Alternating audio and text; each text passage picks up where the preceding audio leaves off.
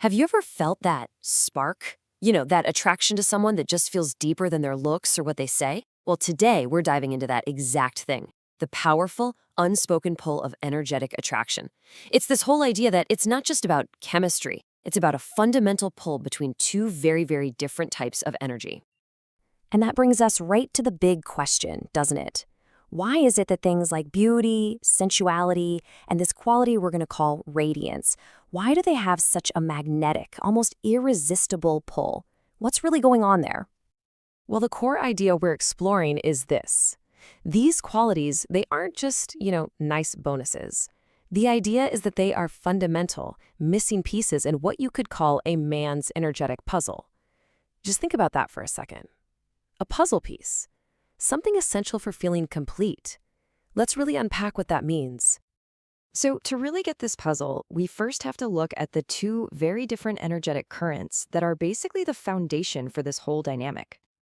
Okay, so it really breaks down into these two distinct energies. On one side, you've got what's called the masculine current. Think logic, structure, having a mission, planning things out. It's very much about being in your head, right?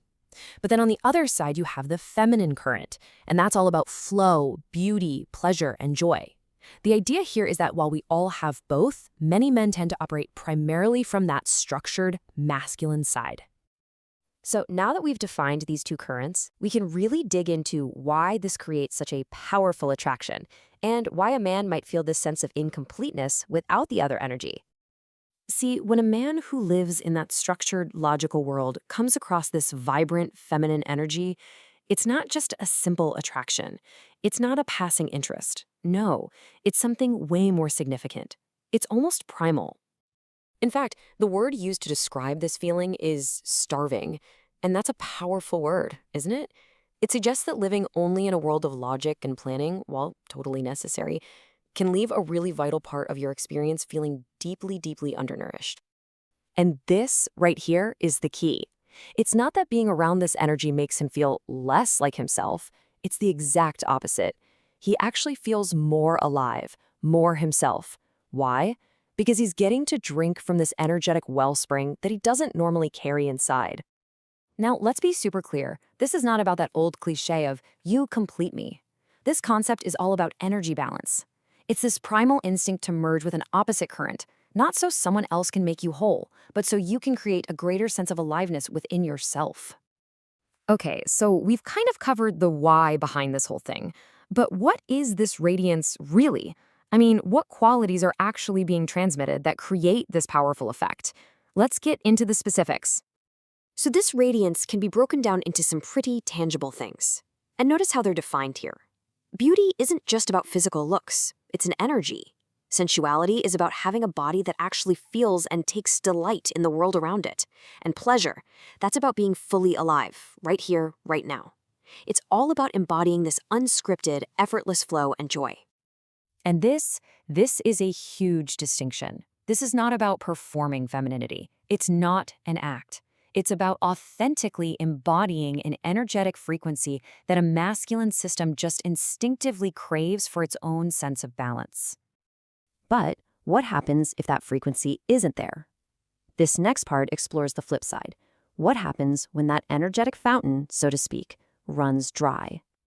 And this brings up a really practical question that you might be thinking. I mean, in a world that so often rewards us for getting things done, for being logical, what happens if a woman finds herself stuck, living mostly in that masculine, structured headspace? Well, the consequence is pretty direct. He might really respect you, admire everything you've accomplished, and genuinely like you as a person. But on a deeper, energetic level, a core part of his system is going to stay hungry for that missing frequency of pleasure and joy and flow. And this leads to a pretty tough reality, but it's framed in a way that isn't about blame. He might start looking for that fountain somewhere else. And the point here is crucial. It's not because you're not enough. It's just framed as a simple energetic truth. A thirsty system will instinctively look for water. Okay, this all brings us to the final and honestly the most empowering part of this entire idea. Because this isn't about changing yourself for someone else. It's about owning your radiance for you.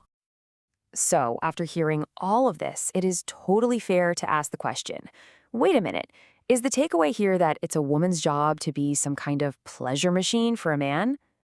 The answer to that is simple. Clear, direct, absolutely not. And this right here is the ultimate point of it all. Reclaiming your sensual, joyful, vibrant self isn't a performance you put on for somebody else's benefit. It's about you returning to your own full spectrum for your own sense of aliveness. The magnetic effect it has on other people, that's just a natural byproduct. It's not the goal. So we'll leave you with this final, memorable image. It reframes this whole dynamic. It's not about seeking approval, it's about simply being. The call to action isn't to provide something for someone else, but to cultivate your own inner radiance. Just be the fountain and let the thirsty ones come drink.